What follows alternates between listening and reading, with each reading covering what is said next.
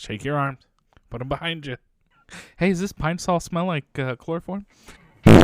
Get ready, because you're listening to two nobodies talk about nothing on the number one podcast in their hearts, The JT and Drew Show. Ooh, I'm loving that. Tell you what, girl. You gotta save the turtles, man. Yeah, baby. I'm quitting, you weak. Consider yourself fired. Thanks for nothing. All right. Well, welcome back to the show, bud. Hey, thanks for having me. Thanks for letting me back in. Yeah. To whoever left the door unlocked, appreciate it. Thank you. I lost my keys again. Yeah, whoever did that, that's strike two. Keep the door locked. We're going to skip strike one. We're going to go straight to two. So the next one is going to be strike three. JT forgets his key. He forgets his key. And I can finally have the Drew Show. I don't think it'll be as popular as the JT show. Probably not Nigeria. No, definitely not. Probably because I don't sit here and go like you do when you're trying to eat something. That was one time for about 36 years, okay? Get off my case. Good Lord. Like a woman, man. Don't drop anything. I don't drop anything. Yeah. It's hard to drop stuff when your tits are hitting you in the face as you're going down. Oh, yeah. Then you really have to contemplate. Is that worth picking back up? Because I can get down there. Come back up. It's another story. No, you get down there and you'll be blind. Ooh, what's poking me? Ooh. Ooh. Oh, hi, JT. I knew we'd talk about the first thing that popped up. All right there, Grandma. Oh, that was our grandma. Ugh. We do not want to get grandma in here. No. Not yet, anyway. Wonder what she's up to this summer and her shenanigans. I don't know. Her and Uncle Reporter Bob. Yeah, I could just... I'll never get that image, even though I didn't see it. I only heard it. But I'll never get that image out of my head of him singing in the shower. Oh, I know. That Goodness. Keeps me up at night, or it'll wake me out of a dead sleep. Yeah. Yeah. If you're able to go to sleep, shoot. Speaking of scams, Hey, I'd like to talk today about college being a scam. Why would you just bring it out like that? You know, that's kind of like your text messages with those scammers. Yes. And they're like, hey, how are you doing, hot stuff? And you're like, I'm calling ICE for your deportation. And then nobody says anything after that. Like, it's just bam, there. You don't tease, you don't have fun. You're just bam. I gotta learn how to build up better. You do. You gotta. All right, so now we're scamming colleges. Well, maybe I'll go into the JT Summer School of scamming the scammers. See if I graduate. All it needs 80%, baby. No, not in this class. You need 96. However, I might have to go. You and me might have to attend the Man Show School. I don't know if that thing is still around. Oh, well, probably not today. We could like enroll in an older class or whatever, but yeah, today anymore, that thing's shut down. Yeah. Adam Carolla and Jimmy Kimmel. Yeah, well, hey, Jimmy Kimmel's changed a lot anyways. Yeah, Ugh. he has, but we're only going to get 50% by being bye. You know? Yeah, that's true. That's all you need. That's all you need. So, scamming colleges. Who's scamming colleges? Yes. Scamming colleges. So, let me put this out there first and foremost. No, I don't think college in every situation is a scam. Because I know somebody somewhere out there listening is going to go, oh, but what about this or what about that? No, there are exceptions. However, I think in large part, college is a scam. Now, what do I mean by that?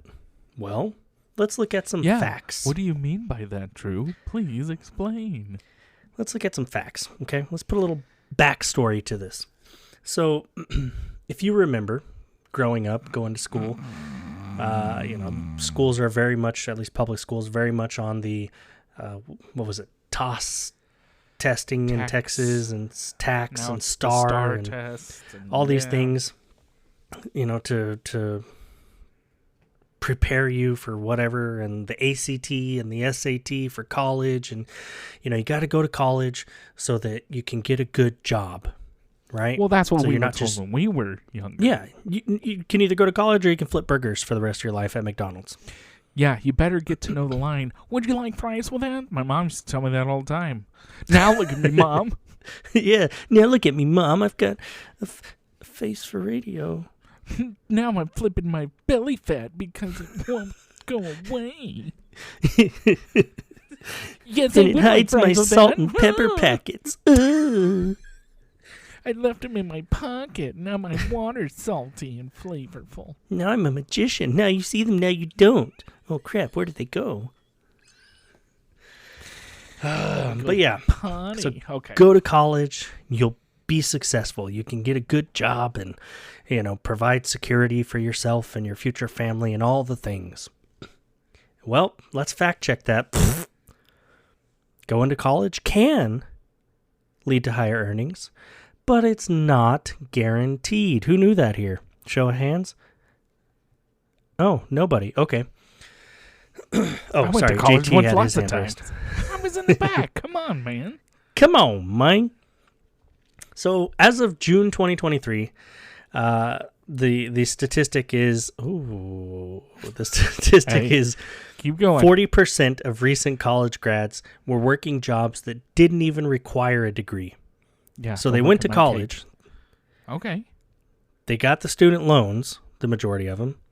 They graduated, they got the degree, and now they're working in a job that doesn't even require that degree. Period. That sounds about right. Yeah. Sounds like a great investment. Well, if you think about it, right, when we were younger, you need to go to college, you need to get a degree, and blah, blah, blah. And then they would tell you it doesn't matter what degree you get in. You can get a degree in basket weaving, but then you'll be a general manager over here in Exxon Mobil stations, and you'll work offshore, and you'll make 14 figures a year, and blah, blah, blah. I just want to see that you're dedicated. You went, you were committed for 4 years. Wow, okay. Sounds like a sweet deal to me. Graduate, pull 6 figures in a few years. Cool. College tuition has gone through the roof compared to what it was. Everything else has, yeah. The average cost of a 4-year, and this is the low end, everybody, okay? I pulled the low end numbers. I didn't go high end. But the average cost of a 4-year in-state tuition at a public university is approximately $26,000 a year. So you do the math. 4 years of college, $104,000 for your degree. Again, that's the low end for a in-state public college average price. Yeah, you want to go to a private school? I'm it's going going to get up. a job. Yeah, but I'm going to get a job that's going to make at least 7 figures a year. That's what I was told with my degree. Yeah. So and I held my breath. In no time. I held my breath starting a long time ago. Unfortunately, I ran out of air, so That doesn't make any I sense. had to How breathe the heck are again. you on this show if you can't breathe no more? Hey, if you can talk, you can breathe. So according to FGA.org and collegeboard.org, they did a study last year, November of 2023. Americans held at that time over $1.76 trillion in student loan debt. Oh, what? Yeah. No way. Yeah. Wow. Yeah. Oh, and get this little tidbit. About 35% of student debt holders never even complete their degree. So they pull out these college loans, these student loans, go to college, and they're like, oh, whoa, this isn't for me, or it was too hard, or whatever. And they don't even finish. I don't have any experience in that. I haven't pulled out yet. But I think a lot of that is attributed to Yes, I heard that. I think a lot of that is attributed to parents and teachers, the societal pressure of, oh, you have to go to school. Well, maybe little snot-nosed Johnny is an average C or D student, not doing that well in high school, and college isn't necessarily for him, but, oh, everyone's saying I have to do this, so I'm going to make the decision, pull out the loans, and go and do this. Oh, crap, it really isn't for me. And then you're stuck with that debt. Exactly. Just like your 7 figures comment a few moments ago, 90% of incoming students expect to earn a bachelor's in 4 years. Okay. And less than half of them actually do it. Yeah, well, that sounds about right, though, because not everybody's committed to, once you get into college and you're like, wow, I'm here, and they're, holy mackerel, this place is actually holding me accountable, and nobody's telling me that my homework has to be due right now, or if they do tell me that, they're not giving me a couple of days or a week to turn it in because I can't meet the standards of college, because nobody prepared me for this. Yeah. And then they go, a gut my check. feelings are hurt. Oh, my feelings And then are they drop out. I deserve this. You have to give it to me. I'm a minority. I paid my tuition on time. Do you know who I am? I'm You know who my Zay. Pasha is? You're Faction Zizay? figure available soon. It's ma'am. So a lot of these things are attributed to different variables, like your field of study, right? So somebody who's going in for a liberal arts degree, hey, I want to be a history teacher. Okay, cool. So you go and you get your college degree in history, so you can teach at a high school and teach history class or world studies or social studies or whatever. Cool, that's what you want to do, awesome. But then don't get upset when you're not pulling in those 7 figures. But I Or will, those because 6 that's figures. what was told to me before I got my degree. Now, like I said at the beginning of the show, the caveat here, if you go into fields of study like science, technical degrees, like you want to go be a doctor, you want to be a nurse, you want to be an engineer, you want to be a lawyer, other stuff that's in the medical field, cool. That is beneficial. But the majority of students are not doing that. So that's where I say college can be a scam. Oh, I'm gonna pay- definitely. I'm going to pay to go get my sociology degree because it's really interesting to me, which is fine. There's nothing wrong with that. But have realistic expectations for the outcomes, you know? Excuse me. Right.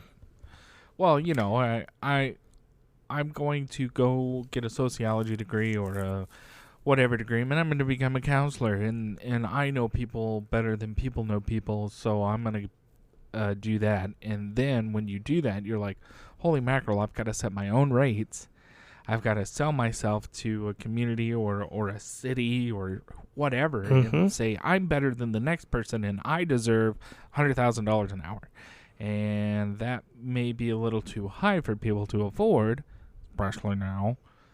Yeah. And now you're completely in debt and nobody wants your services. And you're like, well, I was promised. Yeah. I know somebody, she had gone We to all school. know somebody. She went 4 years at Baylor University, private school, cha-ching. Went to University of Dallas or Dallas Baptist University, I think it was, another private school, cha-ching. Got her master's degree and then became a professional stay-at-home mom. Again, nothing wrong with that. I'm not trying to say, hey, you're screwed up if you want to go waste all this money or take out all these loans and go do this thing and then not do anything with it or not be able to do anything with it. That's your choice. Right. Life's all about choices. Exactly. I know people that have gone and done the same thing that my wife does, and they did it for maybe 2 or 3 years, and they said, I'm done with this. I want to go be a realtor. Oh, okay, but you still have like $120,000 of student loan debt. Yeah. Like, holy crap. And there's some, like we've talked about before, getting into the trades. You know, you can go to a technical school, right? Hey, I Sure want to can. go study how to be a plumber or a welder. Or shoot, even we have talked about before looking at like some of the medical degrees that don't require you to go to medical school or like 4 or 5 years of nursing school, and you just get an associate's degree. And some of those in science or computer math related fields with an associate's degree are still projected to make the same lifetime earnings compared to the average bachelor's degree holder. Yep. Tell me how. I want to go and I want to be a nurse. Okay, cool. So I want to go to nursing school. But I have to take 2 years of general education that have nothing to do with my degree, right? Sociology, psychology, whatever, basic math, English composition to literature, maybe a music or a PE, some kind of fine arts, humanities class. And then after that 2 years, I can actually maybe get into nursing school and take the stuff that applies to the job that I'm going to be doing. Scam. You're asking the wrong person. I think it is good to be well-rounded, Okay. but I think you can do a lot of that stuff on your own too. I personally think that every single job that you may want to get into, minus a lawyer and a doctor, and I'm sure there's a couple of others that I can't think about, but every job that's out there can be learned by observing. Yeah. In the military, we call it on-the-job training. Like if I want to go be a registered nurse, right? And I want to know exactly what they do. All I got to do is a shadow program, right? Or I can apply and start at the bottom and work my way up and never step foot in a college. And I will probably be one of, if not the best nurse on the floor. Yeah. Because I'm the one that's going to put in the hard work.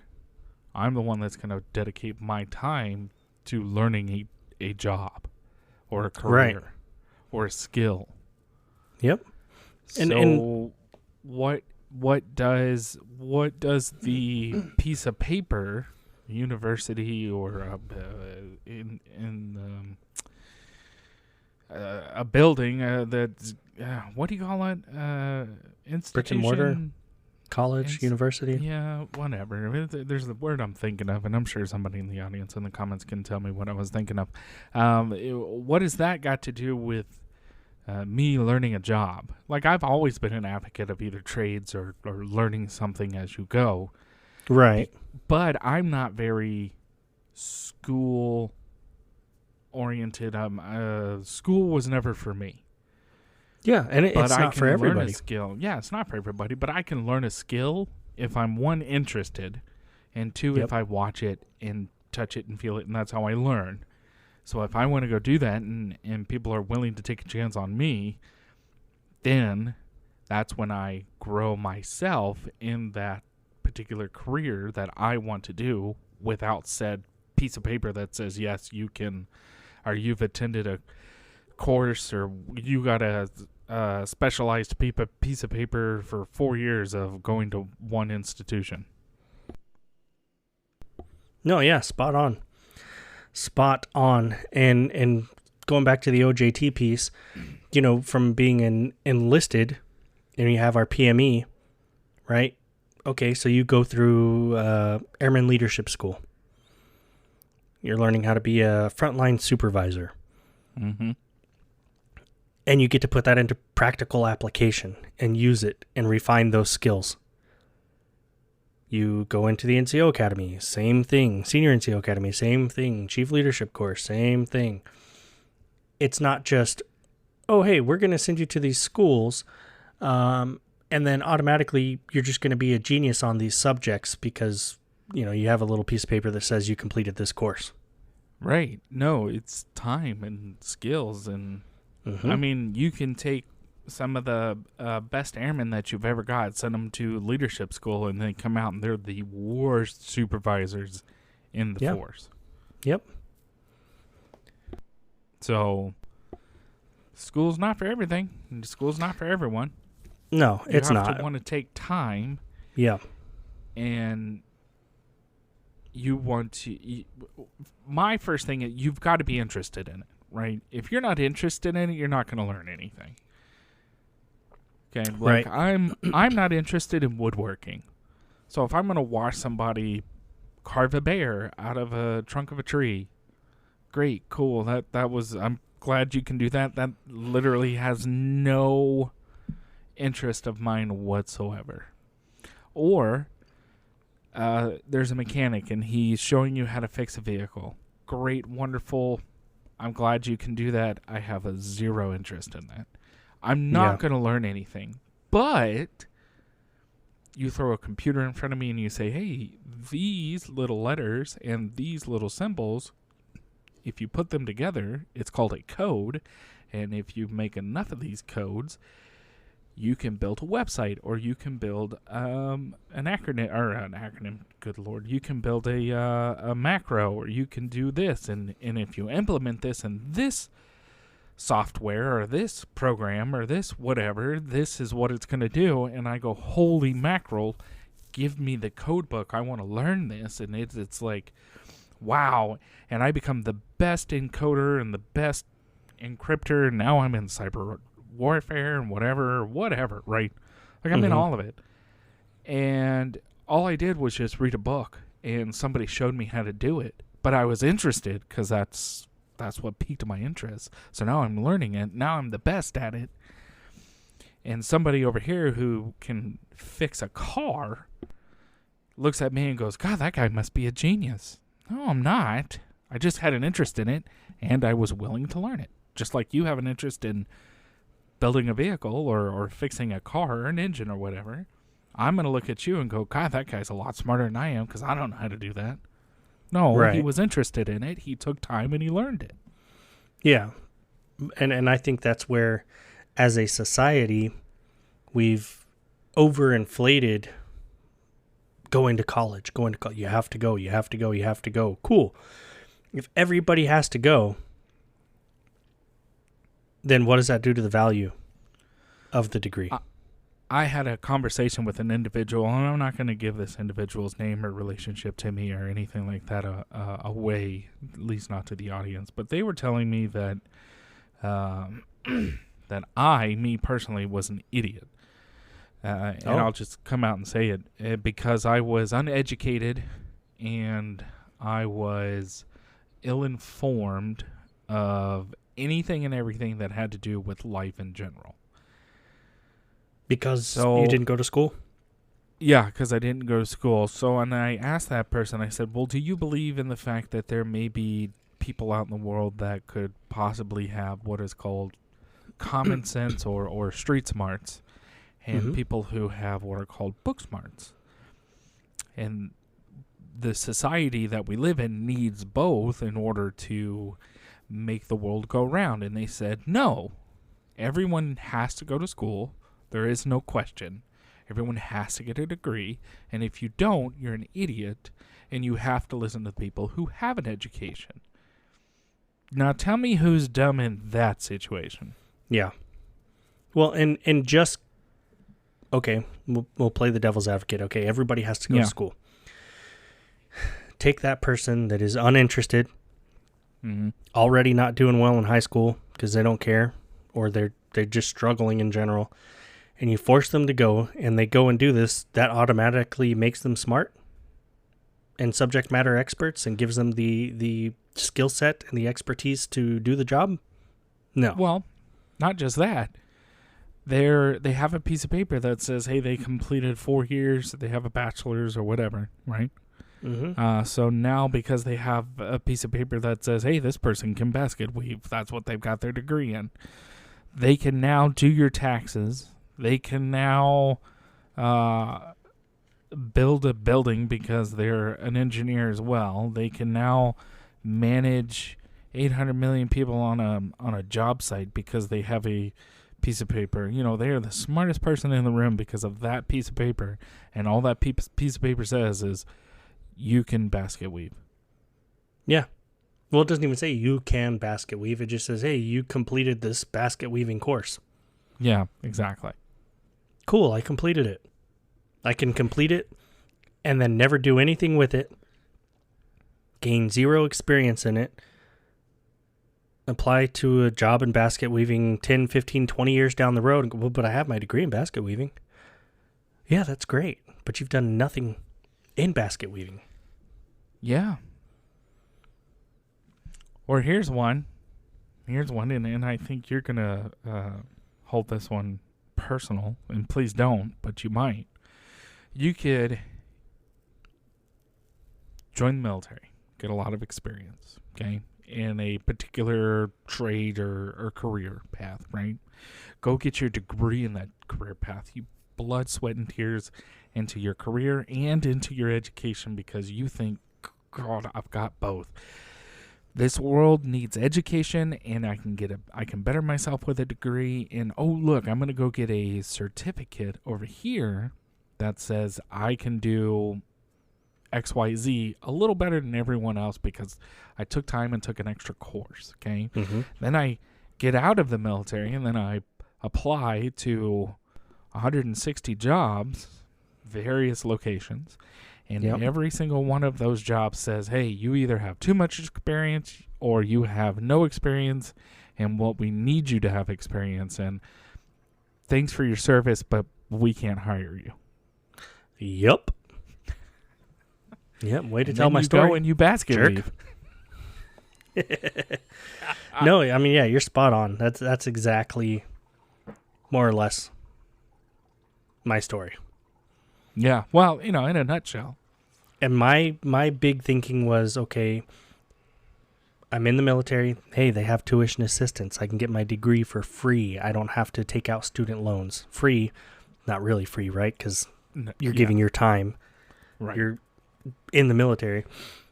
You're paying it back. So I got my associate's degree. I got my bachelor's degree.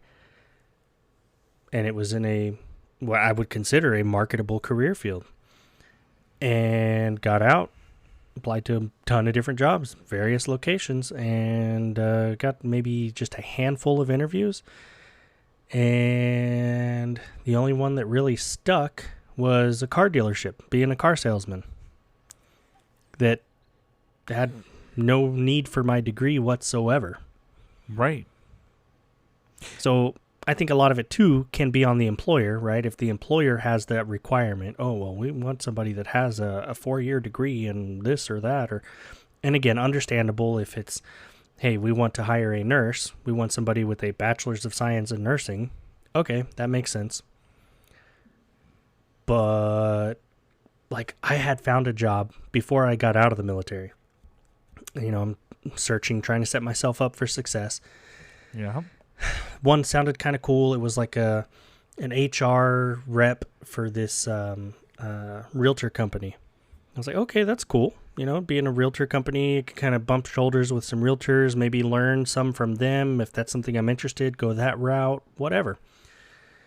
They wanted you to have your 4-year degree, like 5 years of experience. But they wanted to pay, and I kid you not, this was in 2018, they wanted to pay $10 an hour.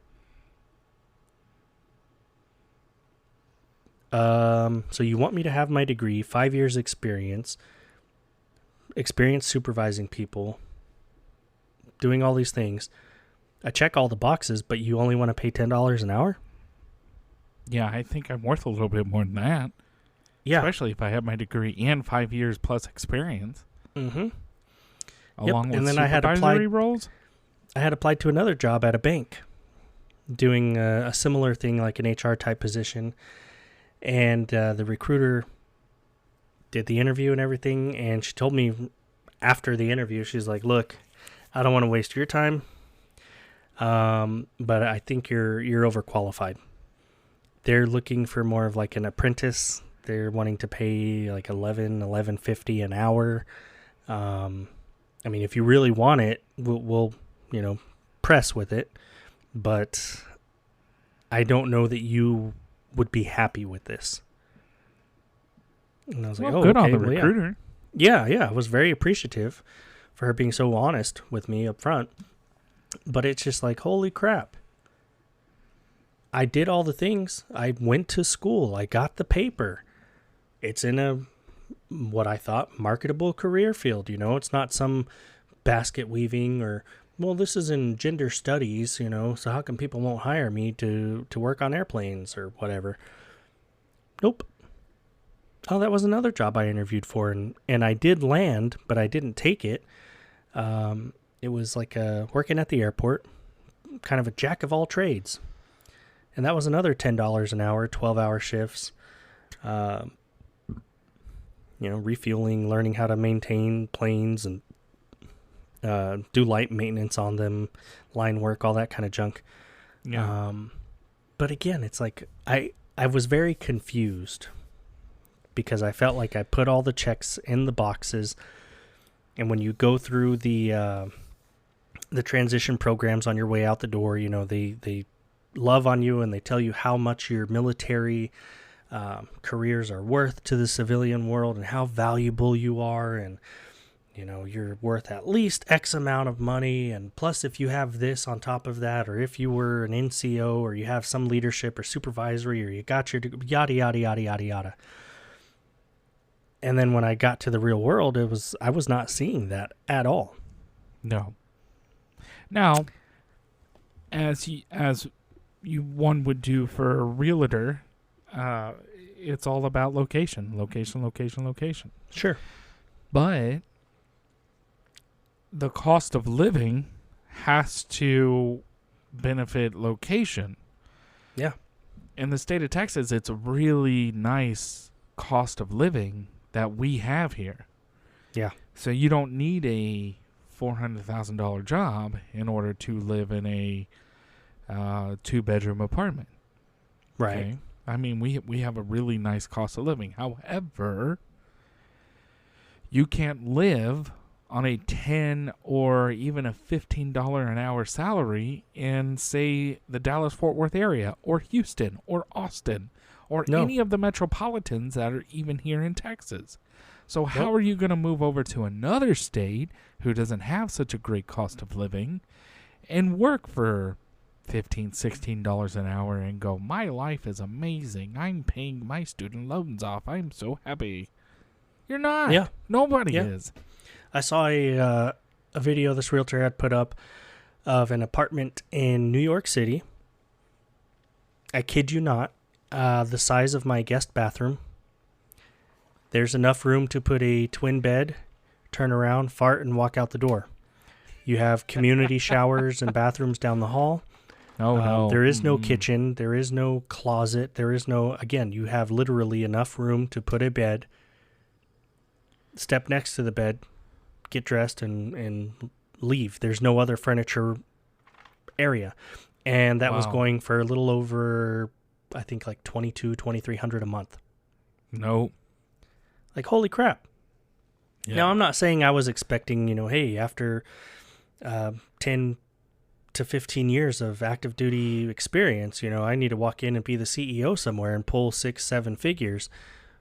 But I was expecting an average, right? Like, hey, yeah, I'm looking for $60,000-$70,000. I think that's fair. Nope. Yeah. Well, now not even in this economy is $60,000 or $7,000, $60,000 or $70,000 reasonable.